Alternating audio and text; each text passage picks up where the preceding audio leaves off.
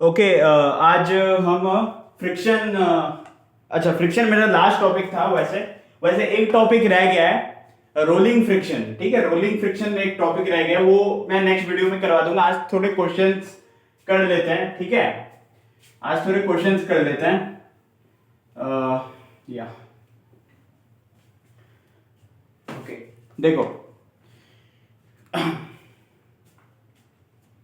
Book से देखो, मैं एक चीज बता रहा हूं आप लोगों को कि मैकेनिक्स में ना, मैकेनिक्स में बहुत क्वेश्चन है। मैकेनिक्स एक ओशन है, एक समंदर है न्यूमेरिकल्स का, क्वेश्चंस का, पुली वाले क्वेश्चंस हैं। लेकिन अभी मैं जो कॉन्सेप्ट्स आपको लेक्चर्स में, थ्योरी लेक्चर्स में बता रहा हूं, ठीक है, वो फंडामेंटल है और वो जो है वो तो आपको जानना ही है। लेकिन इसके बाद मीन्स एक प्लेलिस्ट और आएगा, मैट्रिक स्पेस बोल के। एक और प्लेलिस्ट मेरे चैनल में बना हुआ है, मैट्रिक स्पेस बोल के। ठीक है, मैथमेटिक्स का भी वो भी एक पार्ट है। उसके अंदर सारे एडवांस टॉपिक आएंगे। मीन्स मैकेनिक्स के जितने भी एडवांस टॉपिक्स हैं, जैसे कि सेंट्रल फोर्स से लेके ठीक है, लाइक दिस। आपका क्या एक टॉपिक और है कोलिजन ना। कोलिजन वैसे बेसिक में बुक में भी है और लेकिन एडवांस में भी है। ठीक है, अब क्या है कि बेसिक बुक में इनइलास्टिक कोलिजन नहीं है, तो इनइलास्टिक कोलिजन भी उसके अंदर आ जाएगा। तो आई कैन फॉलो। ठीक है, मीन्स जितने भी, और उसके ऊपर अलग अलग चैप्टर्स में जो जो एडवांस टॉपिक है वो उस प्लेलिस्ट में आएंगे। और दो प्लेलिस्ट जो बने हैं उसमें बेसिक बेसिक, ठीक है, 11th और 12th के अलग अलग। ठीक है, मीन्स कॉन्सेप्ट अलग अलग है ना। फिजिक्स तो 11th और 12th में ही खत्म हो जाती है, हमारी जो फिजिक्स है यही खत्म है ना। इसके अलावा आगे जब हायर क्लास में आप जो भी पढ़ते हो वो एडवांस चीजें ही होती है। ठीक है, और थोड़ा सा डेप्थ होता है। चलो क्वेश्चन करते हैं ना, एक क्वेश्चन करते हैं। देखो फ्रिक्शन मैंने कल ही पढ़ाया था, तो पहला क्वेश्चन एक फ्रिक्शन का ही लेते हैं हम। ठीक है, न्यूमेरिकल्स आप देख सकते हो, न्यूमेरिकल्स। ठीक है, वैसे और मैं क्वेश्चन भेजूंगा अच्छे अच्छे, जितने भी जेई मेंस और नीट और जो भी जितने भी एग्जाम्स है उनके क्वेश्चन में भेजूंगा ग्रुप में, क्विज फॉर्म भेज दूंगा। लेकिन पहले देख लेते हैं। देखो यहाँ पे क्वेश्चन बोला है, determine the maximum acceleration of the train. ठीक है, ट्रेन नहीं, box. Determine the maximum acceleration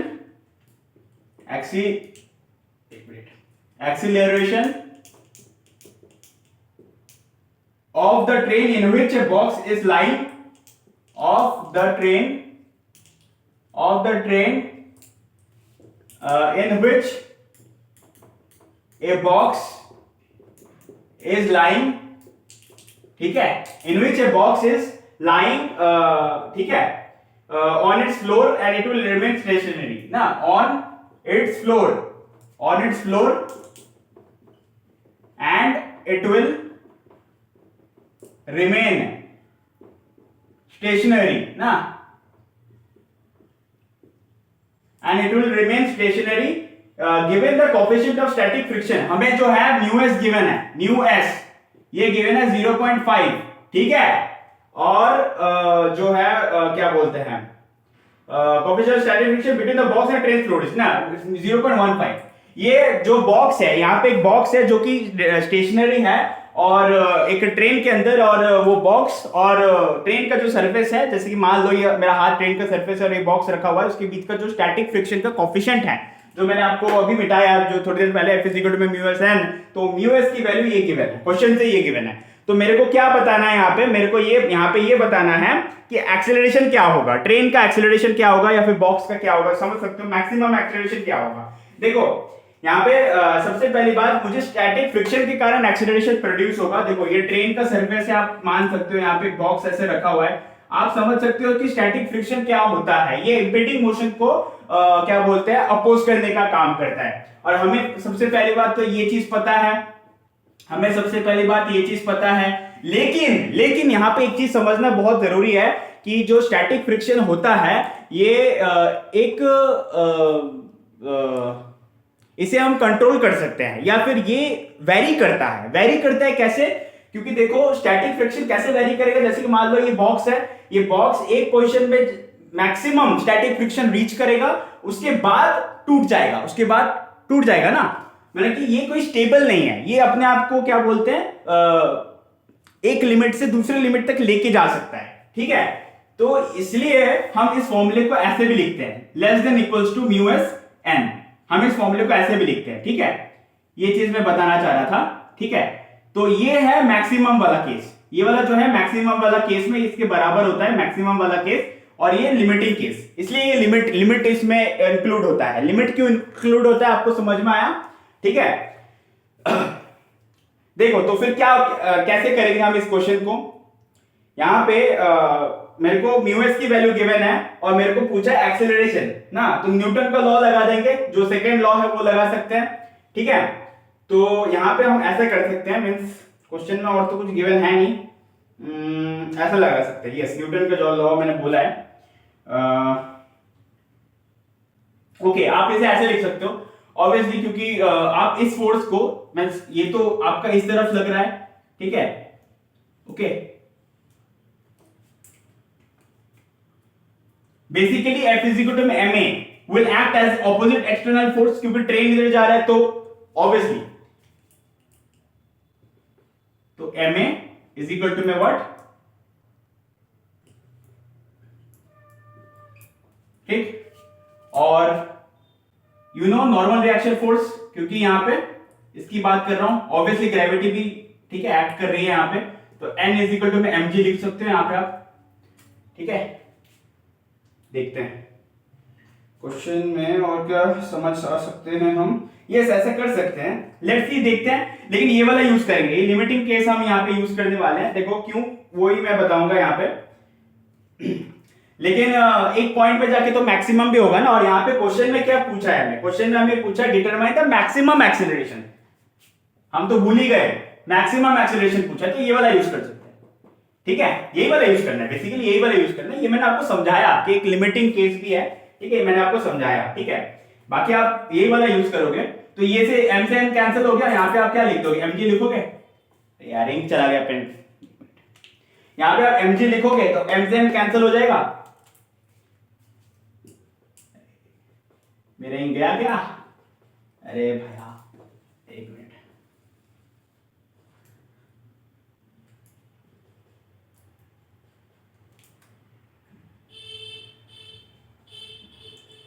mg, देखो ये m से m कैंसिल कर दिया, a इज इक्वल टू में म्यू एस जी,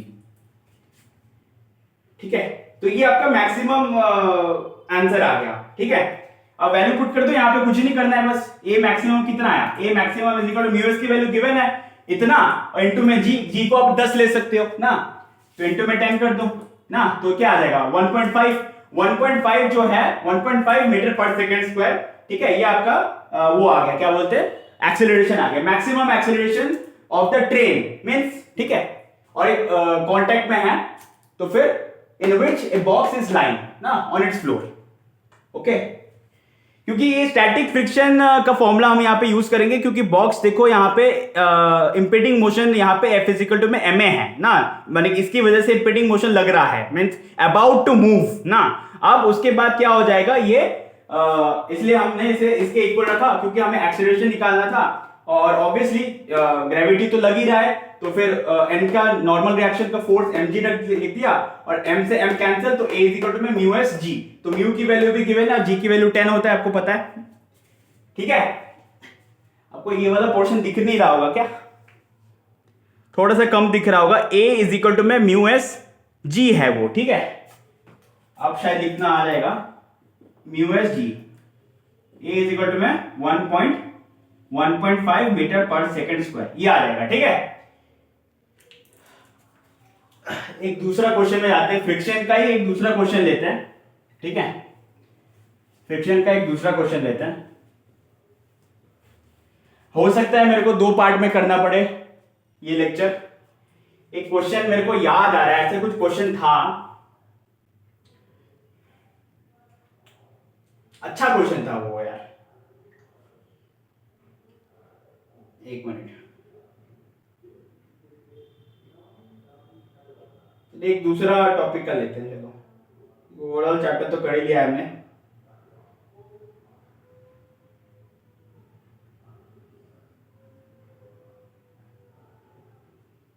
एक दूसरा टॉपिक का लेते हैं। देखो एक डेरिवेशन टाइप का है, समझ सकते हो, लिखते हैं the motion of A particle of A mass m is the motion of a particle of mass m is described by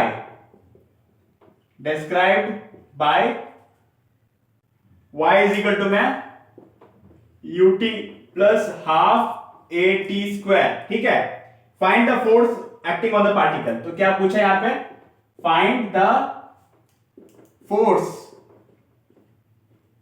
acting on the particle. ठीक है, तो क्या करोगे इसमें, इस क्वेश्चन को समझते हैं पहले. देखो यहां पे मेरे को बस the motion of A particle, एक पार्टिकल का जो है मोशन गिवन है, ऑब्वियसली डिस्प्लेसमेंट है ये ना, क्योंकि न्यूटन का सेकंड इक्वेशन है of mass m is described by this, find the force acting on the particle. तो इस पार्टिकल में कितना फोर्स एक्ट कर रहा है वो चीज निकालना है मेरे को. ठीक है, तो फोर्स निकालने के लिए क्या पता होना चाहिए, ऑब्वियसली सी बात है, पहले तो बात तो आपको शायद वेलोसिटी निकालना पड़ेगा ना, क्योंकि ये डिस्प्लेसमेंट का इक्वेशन है ना, डिस्प्लेसमेंट, अरे यार डिस्प्लेसमेंट का इक्वेशन है. ठीक है, क्योंकि वेलोसिटी से आपको एक्सीलरेशन मिलेगा फिर फोर्स मिलेगा ना, मैं ये बोल रहा हूं. तो देखो y इज इक्वल टू में, अरे यार मेरा इंक खत्म हो रहा है. देखो इनिशियल की बात है, लेकिन ऐसा कुछ दे ही नहीं रखा है यहां पे. आप डिफरेंशिएट कर देते हैं, ये यार हो जा dy by dt ऐसे लिखते हैं मैंने, तो u plus half a two t cancel हो गया, u plus a t is equal to में u plus a t. Simple सी, ये तो आपको याद ही होगा क्योंकि इसी से बनाया मैंने. ठीक है, और इसके बाद आप क्या करोगे, एक्सीलरेशन निकालोगे, तो dv by dt कर दो अगेन. dv by, ये पता नहीं मैंने ये वाला क्वेश्चन क्यों लिया, लेकिन ठीक है ना.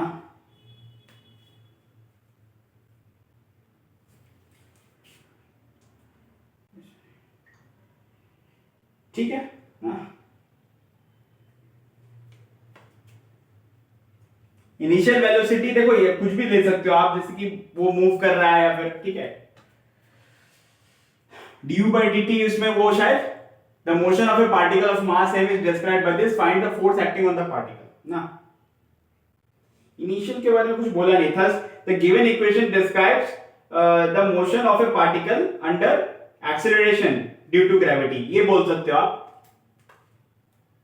तो फिर इसे आप सॉल्व करते, इनिशियली मींस आप मोशन होगा तो इनिशियली इसे जीरो लिया गया है आई थिंक, क्योंकि क्वेश्चन में तो मेंशन है नहीं वैसे. तो ये क्या कर सकते हो आप, अरे यार देखो इनका है मेरा, तो ये क्या कर सकते हो आप यहाँ पे, जैसे कि एक ही जगह पे जी लिख दोगे आप, क्योंकि ग्रेविटी तो एक्ट करेगा ना. ऑब्वियसली अगर मैं किसी पार्टिकल को मूव कर रहा हूं तो थोड़ी देर के लिए बंद करना पड़ेगा इसे. ठीक है, तो फिर क्या हो जाएगा, g dt by dt से कैंसिल हो गया, तो इसकी वैल्यू g में आ गई, means acceleration is equal to में g आ गई. ये तो एक्सीलरेशन है, वो g के इक्वल में आ जाएगा. तो सिंपल सी बात है, इसका answer f is equal to में ma आना चाहिए, तो g a की वैल्यू g आ जाएगी, तो f इज इक्वल टू में mg आ जाएगा. ठीक है, यहां पे शायद इनिशियल को जीरो लिया है ना. ठीक है, तो a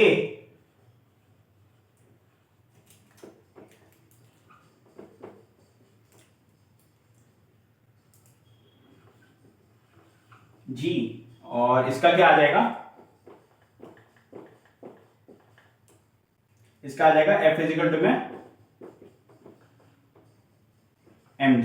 ठीक है, means f is equal to ma का फॉर्मूला लगा दिया, तो इसमें f इज इक्वल टू में a इक्वल टू g लिख दिया मैंने. ये वाला काफी पता नहीं थोड़ा सा अजीब सा क्वेश्चन था. चलो कोई नहीं, अगला क्वेश्चन देखते हैं. अगला क्या क्वेश्चन, एक्सरसाइज ही खोल रहा हूं मैं, वैसे तो एक्सरसाइज ही क्वेश्चन नहीं. फ्रिक्शन का एक अच्छा सा क्वेश्चन है, यहां पर भी है, लेकिन एक अच्छा सा क्वेश्चन है. उसमें क्या था कि एक ब्लॉक, हाँ ऐसा कुछ क्वेश्चन था, मैं आपको थोड़ा सा बताता हूं. ऐसा कुछ क्वेश्चन था, फ्रिक्शन का एक ऐसा कुछ क्वेश्चन था कि एक, ठीक है, ऐसा कुछ क्वेश्चन था फ्रिक्शन का।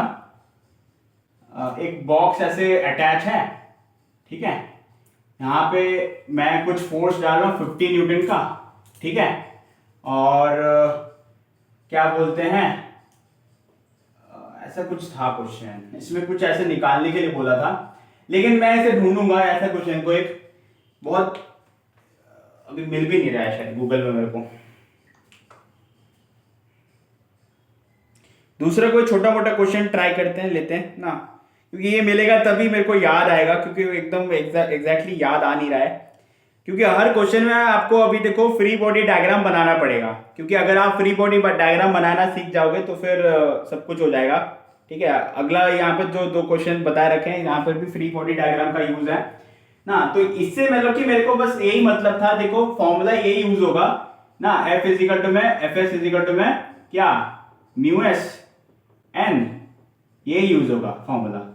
और एक चीज ध्यान रखना, जैसे कि आप समझ सकते हो, मैं थोड़ा सा ऐसे बता देता हूं आपको, ऐसे टाइप के जो क्वेश्चंस होंगे ना, मींस ये जो स्लैंट हाइट से नीचे गिर रहे हैं, तो फिर ये क्या होगा, ये जो देखो ये तो आपका फ्री बॉडी डायग्राम बनाना पड़ेगा, इसके दो कंपोनेंट होंगे ऐसे करके, इसके दो कंपोनेंट होंगे, ये ऑपोजिट कंपोनेंट फ्रिक्शन होगा, या ठीक है, और ग्रेविटी के दो कंपोनेंट होंगे, mg यहाँ पे लगा दो, यहाँ पे आप लगा दोगे mg cos थीटा, क्योंकि ये थीटा हो जाएगा, और ये अगर ऐसा थीटा हुआ तो ठीक है, और ये आपका हो जाएगा mg sine theta, mg sine theta, उसके बाद ये जो आपका हो जाएगा आपका फ्रिक्शन फोर्स ना, एफ के लगा दो, एफ के बोल सकते हो, जेट इज म्यू के एन, ठीक है। मैं ये फ्री बॉडी डायग्राम की बात कर रहा था, क्योंकि ये तो बैलेंस हो जाएगा ना, तो ये बैलेंस हो जाएगा, तो ये चीज का थोड़ा सा ध्यान रखना ना, ठीक है।